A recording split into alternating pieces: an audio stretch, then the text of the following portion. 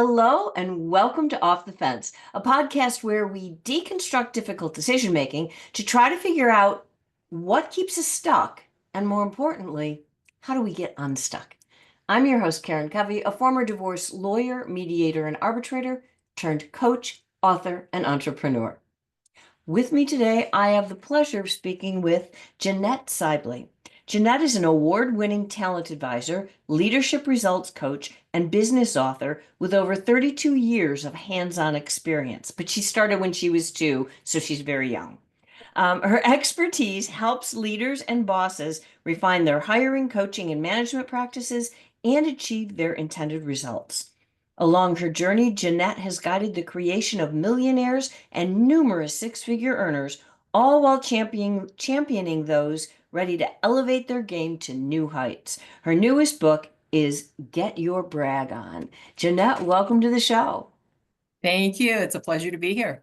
It's a pleasure to have you because I wanted to tackle with you one of the toughest topics in divorce, which doesn't seem like it's related to you, but very much is, because so many people, women especially, when their marriage falls apart, their confidence goes with it. So I wanted to talk to you about confidence and bragging and all the things. But before we dive into that, can you tell the audience, share a little bit about your journey? How did you get to the point where you're talking about, of all things in the world, bragging? Well, there's a really wonderful story about that. But before I begin, just for the sake of transparency for your listeners, I've never been married and never been divorced, but I have a lot of friends and family who have gone through divorce and the divorce crazies, and some of them more than once.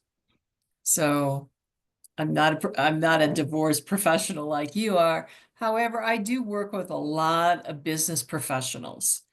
And divorce can look many different ways. But to answer directly your question, this all came about years ago. In fact, I was working in Detroit, just started my business, and was with all these other women, and these women were fabulous. And yet they weren't closing the sales. They weren't getting the awards. They weren't getting the contracts. And a lot of it, I finally learned through my own personal experience, was because we didn't know how to brag. We didn't know how to sell ourselves. And this really came home for me when I was being nominated for the Leadership Award through the National Association of Women Business Owners in Detroit.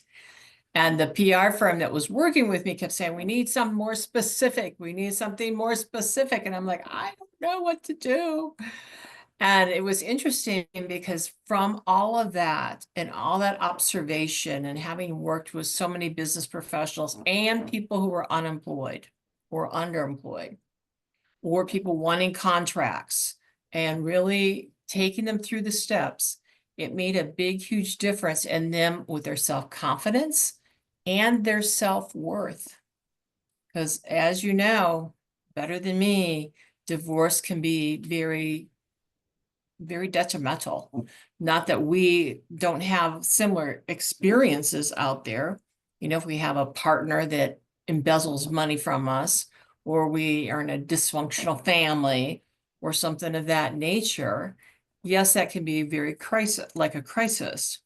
Mhm. However, when you're married, normally people stand in front of their best friends and family and vow to one another to honor and support each other. And so Mm-hmm. it's, to me, it's like even a bigger betrayal because now you've got to face all those people that were there to support you.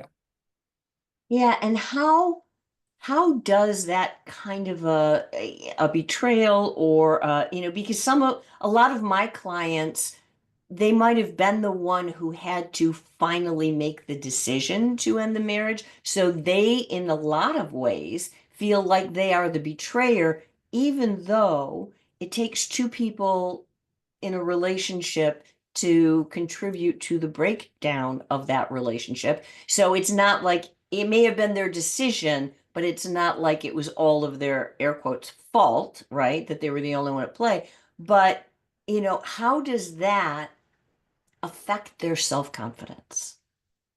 I think it affects it big time. Um, Doing what's right for yourself is not easy. We haven't been taught that it's easy. We've been taught to stick it out, hang in there, overlook certain things that today we just can no longer overlook.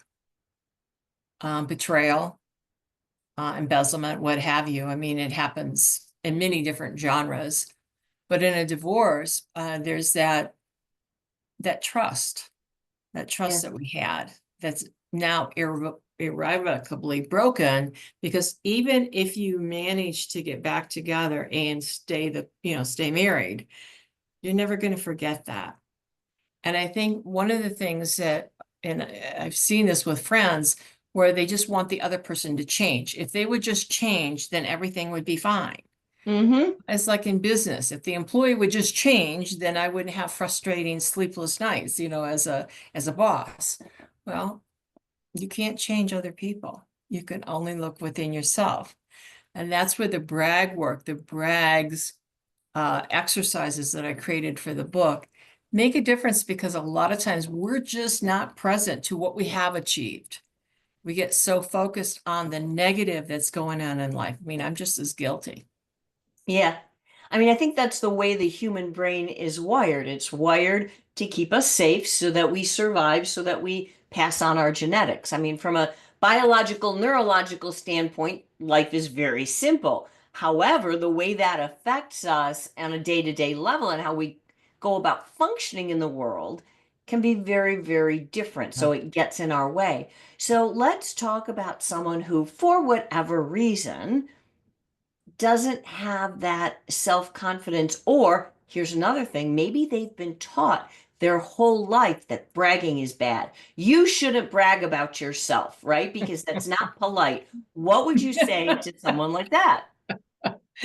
Well, the good news, bad news is we've all been taught that is bad and wrong. So that's just a given. So like the air we breathe, right? Hmm. So for baby boomers and Gen Xers and maybe your older millennials, we were taught very young, particularly as young ladies, that it's not okay to brag. It's not okay to say, I did that, or I won that, or I succeeded at that. And for our younger women and men too, they have the added pressure. So the Gen Zers, the younger millennials, of the we versus I. So we did that. We achieved that. And I remember a friend of mine saying, I mean, it was so funny because we were talking, and she told me about the time she was in fourth grade, and there was this group project, and she was the only female, but she was also the only one that worked on the project. And so the guys were all standing up front in front of the room. We did this and we did that, and she could no longer take it. And she let it rip and said, you did not, I did all that work. And the teacher admonished her. That's not ladylike. You shouldn't be doing stuff like that. So we have a lot of examples and a lot of really bad experiences where we have tried to say, hey, I won that. Hey, I did that. I got that blue ribbon. I was first in my class, like that. But we get admonished for it. We get Yeah. admonished. So how does somebody go about undoing the years, maybe decades of social programming that says it's not polite to brag? You don't do that. That's not what a good girl does or a nice guy does, right? Right. Well, first you got to sit down and say, okay, enough of this nonsense. We're going to try it out Jeanette's way, so to speak. Got to remember, ladies and gentlemen, I've been doing this for a long time. And my commitment to people is for them to own their greatness. Like everybody has won things, accomplished things, have had successes, and we really need to shine. We really need, particularly in today's world, where we're out there trying to get a new job or a new opportunity or financing for a business, or just simply going through the divorce process, which can be crazy in Mhm. and of itself, because they want this and then they want that, and then they're trying to show this and then they're trying to hide that. Again, having our inner self-esteem is really, really critical. Well, how can someone go about building that when they've just been shot in the foot, so to speak, right? Because the places where self-confidence and self-esteem start to become super critical is when you're in the negotiation stage of a divorce to be able to stand up and say, no, I want this. This is my proposal. What do I'm willing to listen to what you say, but this is what I say, and it's a good proposal. That's one place. And then the other place is just in life in general, having the confidence and the ability to go out and get that new job, to appear in social settings that you might not have had to have been in for a while, for a long time, like dating, like going out to events, like going out with friends, in a way that you wouldn't have done while you were married. Right. How do you go about building that kind of confidence, and being able to brag about yourself? Because a lot of people look back and go, oh no, I really didn't do much. I didn't do anything that's really that important in my life. What do you say to them? Nonsense. Give me the wet noodle. I do that story a lot. But one of the things we have to acknowledge and work alongside in pulling together our brag statements is the grief process. I've worked with a lot of clients who don't grieve. They just put on their happy face, put on their armor, invisible armor, and go out there. Inevitably, there will be a meltdown. So everybody, I'm sure Karen's already told you this, honor your grief, work with somebody who's a grief counselor. In the process of doing that, and will help you do that, is get your brags on. So you want to look at, in my book, I've got 5 steps. The first 3 are knowledge, talent, and achievements. So list everything that you know, everything. I don't care what it is: sales, attorney, gardening, marriage, divorce. I mean, everything.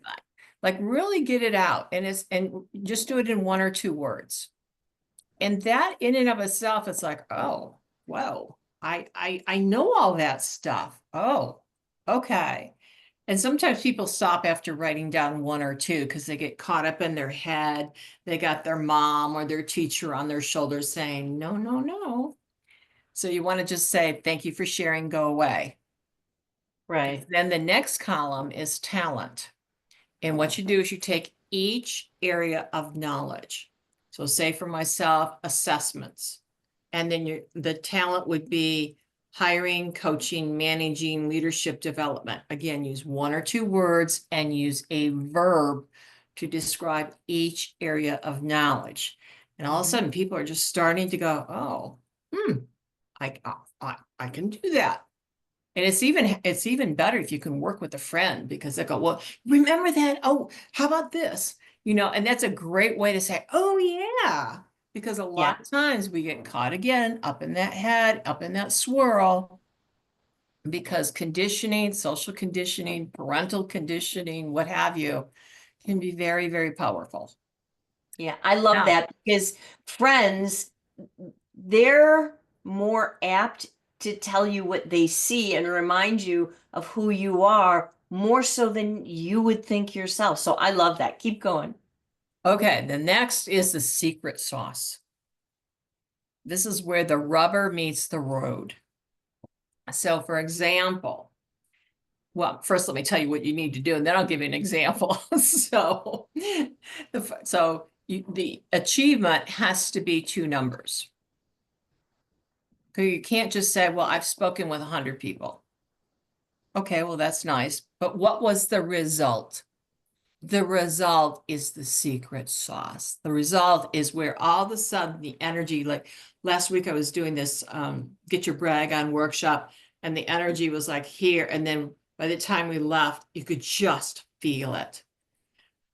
And Yeah, in so it fact, there's one expanded. woman stood up and shared her brag statements. And afterwards, somebody said, well, are you aware of, I mean, would you normally share that? She looked at him and go, heck no. But because that she did, that powerfulness, that greatness from within, that inner power was able to rise. So what you would do is take your knowledge, one talent, and sometimes people would combine them. So I'm going to do assessments, hiring, and then the achievement is, I'm going to give you 5 numbers here just to stretch people out of their 2 numbers. Oh no. So I worked with an $18 million company. I took their turnover from 42% down to 26%, did that in 6 months, saving them $250,000. I like All that. of us, every single one of us, have those kind of experiences. It's getting present to them. You might say, well, I don't know my numbers. I got it. So use percentages, more than, less than. I would do the more than thing, at least. And share that. Now that's the hard part. Writing this stuff down isn't so bad, but then sharing it, that's the tough part. Okay, let me interrupt for a second. Who are good people to share it with? Because I would think that sharing it with the wrong person will end up with the same kind of response you got in 3rd grade from the teacher. I would not agree. I would respectfully not agree. I would say everyone and anyone, Really? because Okay. you never, ever, ever know who you are inspiring. It could be the person you're talking directly with. It could be the person eavesdropping in a conversation. It could be the Yeah. people walking by or at the next table. You just never, ever know. And the problem is if we start judging, should I or shouldn't I, we just withdraw back within ourselves. It doesn't really help us. Okay, but what if you share, you brag, and you're really proud of yourself because you got something very specific, with numbers and all the things, and you get smashed. I mean, somebody just, it's like, oh, they give you that reaction like, oh my gosh, she's really going on about herself, or they do what essentially the teacher did in grade school to you. Like if somebody were to have that kind of reaction, what can you, as the person who finally got the courage to do this, like, how do you react? How do you respond? What can you do so that you don't get smashed inside? Well, first of all, there's 5 steps, and we've just gone through the 3. So you're not going to go Oops. through and list everything and share that. Yeah, Okay. that wouldn't be a little, that'd be a lot of braggadociousness. So Okay. Okay. don't do that. But here's the thing. So you've listed a bunch of different stuff. Mm-hmm. And so for work, you might say, I am a leadership results coach with over 32 years of experience, and along the way, guide the creation of 3 millionaires. Or you might be at game night with your neighbors, and you might say, I just completed this 1,000 piece puzzle. I did it in a week. 2 numbers. They're not going to listen to you as being bragging. They're going to get it. They'll get, wow, wow, what was the puzzle? Tell me more about that. So step 4 is the I am statement. And you want to do that in 20 words or less. Keep it factual. So if I'm introducing myself to you or somebody else, I am make sure you know your audience. And then if they say, tell me more, you go, step 5, my background includes. Keep it short and use your numbers. The reason why people don't necessarily hear the numbers as being bragging is because it's factual. Now, if you're really lying, I mean, I had a trial attorney one time tell me everybody lies and it's stupid. I thought, well, I can't help you with that one. Trial I don't, attorneys tend to be a little bit yeah, a jaded. little braggadocious there. But most people aren't going to do that because most people are not going to share lies. They're not going to say, well, I'm a multimillionaire, when maybe they only have a couple dollars in their wallet, right? They're not going to do that. Most people are pretty honest. So if you're being forthright and how you share it is really, really important. It's like Walt Whitman said, "It ain't bragging if you've done it." And people can hear that. They can hear the authenticity, and that's critical. Okay, so let's say, let's bring this sort of into practical terms. Let's say that you are about to go into some sort of a negotiation, whether it's a business negotiation or it's a divorce mediation or a negotiation with your spouse or whatever, and you feel like you don't feel confident. Mhm. And you've done all the homework, right? You walk in prepared for Yeah. sure, but you're trying to build yourself up so that you can do well. What would you advise someone to do in those circumstances? Well, I would do the I am. I would maybe even come up with a affirmation kind of thing, or something that I do sometimes in the middle of the night, where those little fear mongers take over your brain. 2 in the morning. Yeah. So this is a really great exercise that I think a lot of people would value. And it's aside, you got your brag statements, and I'm going to come back to that in just a moment to talk more about negotiations. But there's this called the alphabet exercise. So you go through the entire alphabet and you go A, I am amazing. B, I am beautiful. C, I am considerate. D, I am determined. You go through the whole alphabet. I promise you, by the time you get to X, Y, Z, or you're struggling a little bit with words there, you'll be feeling a little bit different about yourself. So that's really, really key. With Interesting. the negotiation, it's really, really important not only to do the brags on you yourself, but also on what happened, what was going on right now. So let's say that you're in a negotiation for a settlement, child support, or what have you. What are the brags? What factual information can you put together along with your attorney, your advisor, and then you stick with it? I am determined. I am a good person.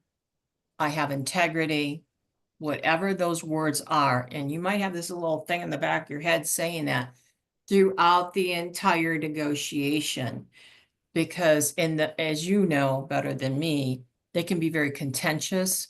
You can have red herrings thrown at you that have nothing to do with anything, just to throw you off your game.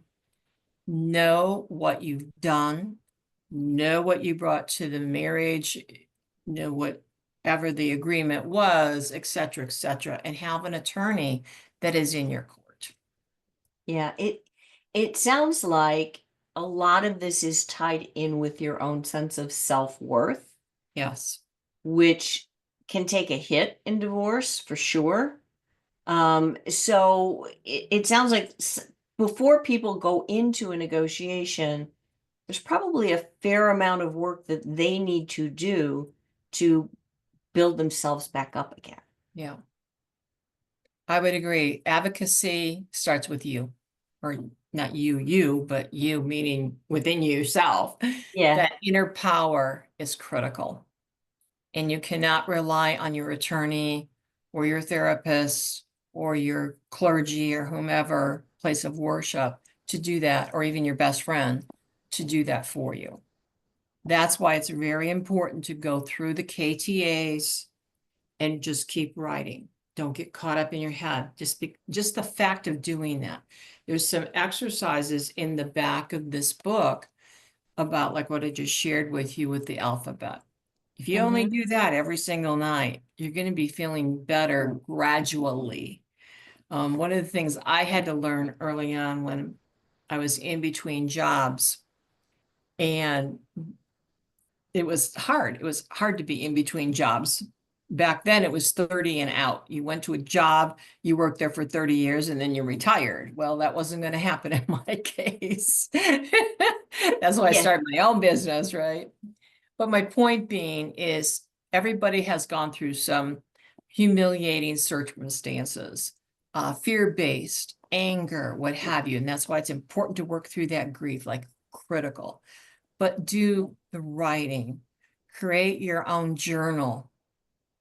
Today I'm feeling down because of, and guess what? I've been through this before and I'm a winner.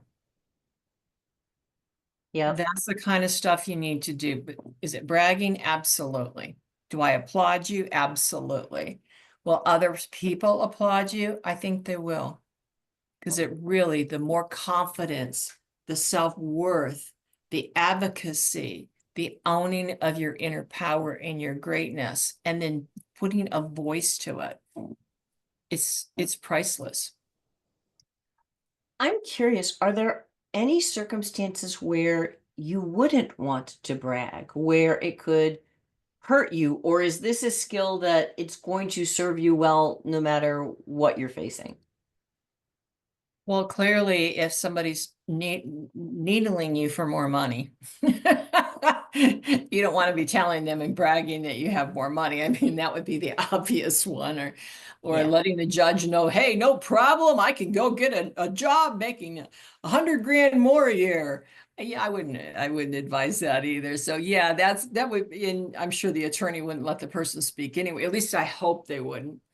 That's called shooting yourself in the foot. But knowing within that, hey, there's this job opportunity that I'm going to go for, Yeah. using your brags to go make it happen.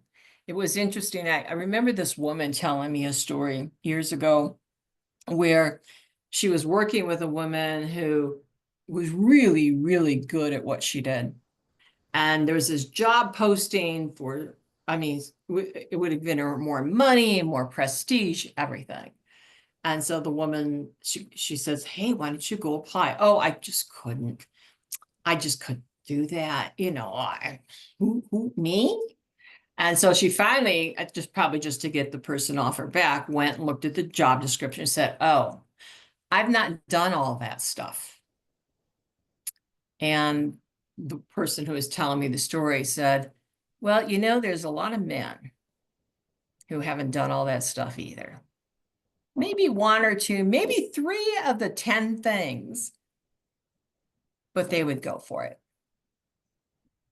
So in those cases, back to your question in a negotiation, while that's good to know, it may not be the right time to share it. That's my point.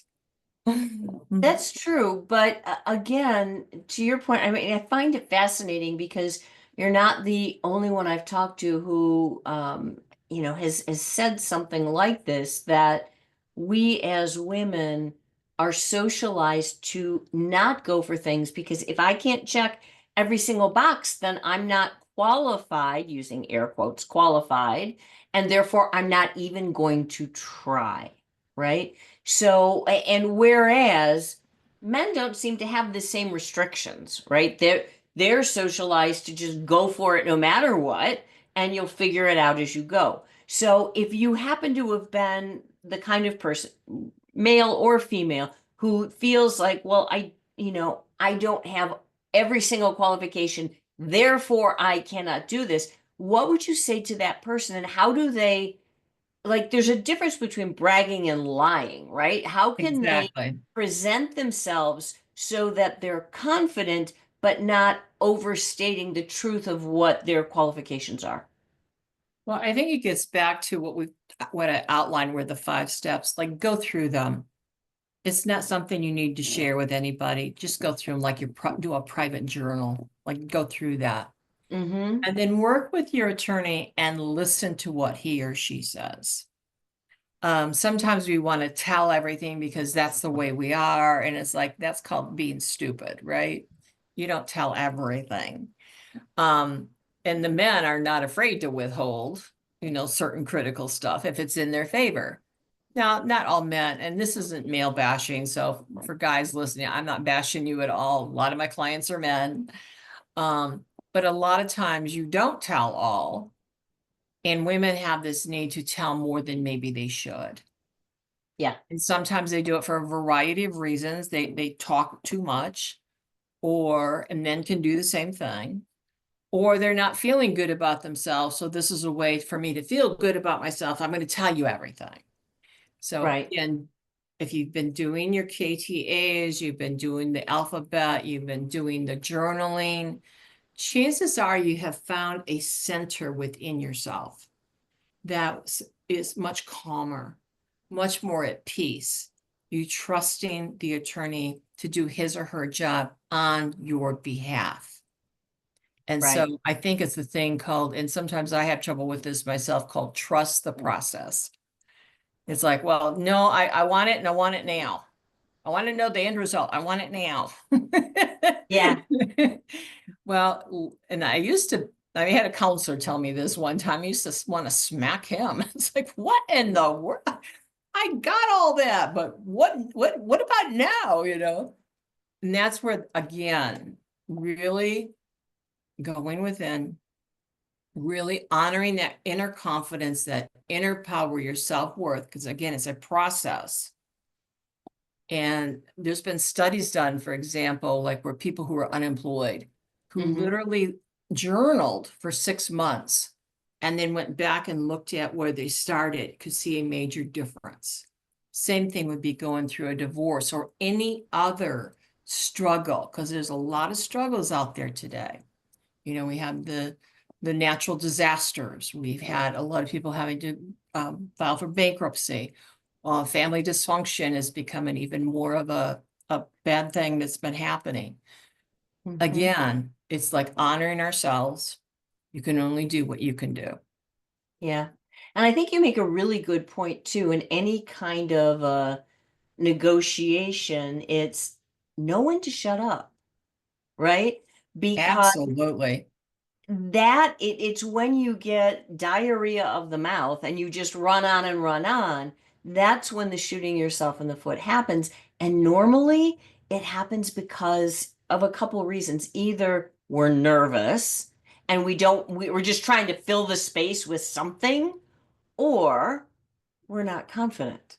We don't believe Exactly. in ourselves. And so it's almost like you kind of have to keep talking to prove everything that you are and can do and all that. So if somebody is in, let's say, a high stakes negotiation, whether it's in a high stakes business or personal negotiation, in the context of a divorce, and they feel that urge to overshare, shall we say, what can they do? Do you have any tips on how they can stop themselves, short of like stuffing their fist in their mouth? Two things. Silence is golden. In a negotiation, just be quiet and sit there. Just be quiet, Hmm. sit there.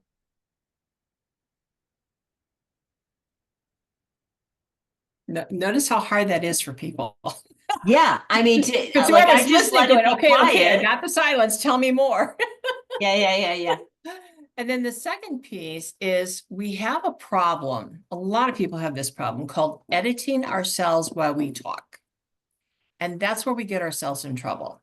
So we start off talking about ABC, and we'll get through A, and then we try to take a detour.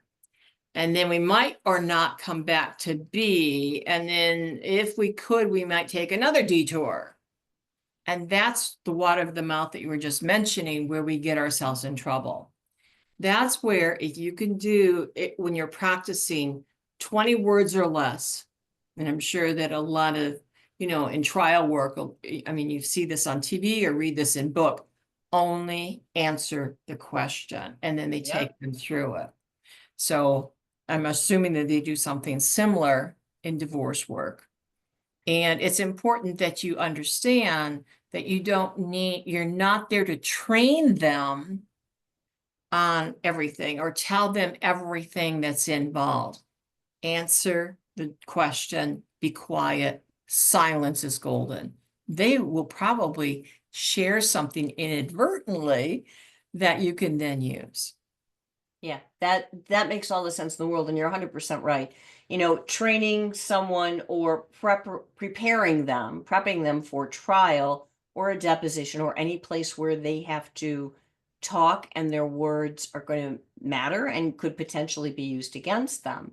Being very careful in your word choice and, saying it's better to say too little often than to say too much, because the more you run on, the more opportunity, the more it's like the old, I don't know if you remember from years ago, I'm dating myself now, but the old Dragnet shows, Oh, that's anything my favorite. yeah, Yeah. yeah.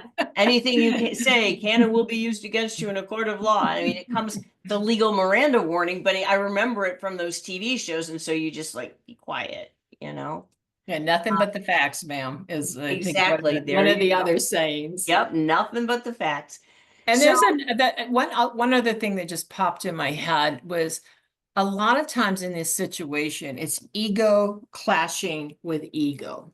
mhm, So if you can go in and literally dial down the ego, dial up the humbleness, and just listen, yeah, just let it flow over you, yep. and do some of the other things that we've talked about in this podcast, they're going to be in a really good place to win what they need to win in the negotiation. Yeah. Let's shift gears a little bit before I let you go and talk about using bragging and, building your self-confidence even after the divorce, because you're going to go out into the world as a different person, Yeah, really, you because will. you're no longer married, you're single, and you're presenting yourself. Maybe you've got to get a job or get a different job as a result of the divorce. You're dating again, or you're just out with different people, out with friends. How can you, in that situation, start to rebuild your self confidence and use bragging to do that? My favorite exercise: get in front of the mirror before you go out and use your I am statements from your brag work. Have fun with it. Share some of the KTAs. First, you might be really serious. Other times you might go, like, have some fun with it. Be Mm-hmm. silly, be sad. Like, do whatever you got to do in front of the mirror until the person looking back at you gets it. Then you're set, you're ready to go. Why is the mirror important? Can you just do it like in the car, to the air? Why a mirror? Because you're reflecting back. A lot of people are so afraid of, okay, so I'm looking at Karen, I'm so afraid of how she's gonna react to what I'm saying. And so as a result, you might flinch because of something that has nothing whatsoever to do with the conversation, but they're going to take it personally because they're sharing something that's personal. Because remember, they've just gone through this divorce or this, this crisis or what have you, and they're still feeling vulnerable, a little timid. But if they can have that other person looking back, there's like this reflection of, I've got this. I love that. I love that. All right. So before we wrap up, is there anything else you'd like to share with our listeners about bragging, about the value of bragging, or how it can help them not just go through a divorce, but recover from it? Oh, I've got so many stories, but this is one of my favorite stories. So I have to tell it. As far as I know, she's never been through a divorce, but it's something that they can look at as something to aim towards. Mm-hmm. So it was a young woman. I'd done this workshop years ago, and there was a young woman by the name of Kaylee. And I mentioned her first name because the very first page is my testimonial, and Kaylee's testimonial is right there. And we're doing the workshop. And in the workshops, you actually write out your KTAs just to get you started, give you the practice. And she raises her hand and goes, I'm only in my 20s, haven't done anything. I said, au contraire, I don't care if you're 8 or 80, everybody has achieved stuff in their life. It's really just a matter of becoming present to it. And so I didn't think anything more about it. A couple of years go by, and the event coordinator goes, Jeannette, I got to tell you a story about Kaylee. You remember Kaylee? I said, I do. She goes, she's gone from one dance studio to 5. I go, oh my goodness. She goes, all because she learned how to brag. I thought that is so cool. And you could see this smirk on the event coordinator's face because I knew something else was coming. She goes, but here's the bigger brag. She'd been waiting for this. Are you ready? Okay. She is now choreographing dance on Broadway, That's awesome. all because she learned how to brag. And while Broadway in and of itself may not be your listeners' goals, we all have a Broadway goal or dream within us. Yeah. And like we've been talking about throughout this podcast, is life is a process, not an event. Learning how to brag, learning how to own your greatness, learning how to share what you've accomplished in a way that others get your value is priceless. I I couldn't agree more. And I appreciate your being here and your sharing your wisdom with all of our listeners. Jeannette, if somebody is interested in learning more, if they want to learn more about how to brag or maybe get your book, where's the best place that they can find you, grab a copy of your book? Well, you can go to Amazon.com, you can go Barnes and Noble, any of your independent stores, or if you're not quite sure where you want to go, you can go to my website. It's Seibco/books/. So I'm going to spell this out for you because that'll be a hard one. So Seibco is S as in Sam, E-I, B as in boy, C as in cat, O as in octopus.com /books/. And there you have all those choices that I just shared with you. Also, for those of you who want to do the KTA worksheets, it's a free download. Go to Seibco/KTA/. It'll take you directly there. That is wonderful, Jeannette. Thank you again so much for being here and sharing. And for those of you who are listening, go grab some of Jeannette's free downloads. Go get the book on Amazon. And if you liked today's episode, if you appreciated this content, if you'd like more just like it, do me a big favor. Give this a thumbs up, like the podcast, subscribe to the podcast, subscribe to the YouTube channel, and I look forward to seeing you again next time.